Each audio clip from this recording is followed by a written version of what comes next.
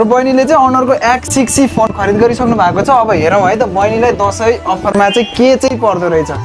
ल यसलाई एक्सप्रेसन भयो नि हेर्दा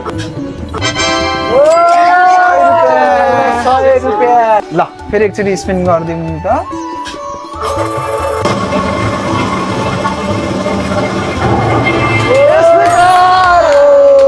स्पिकर पर्यो हैन त फेरि स्पिन गरिदिनु न।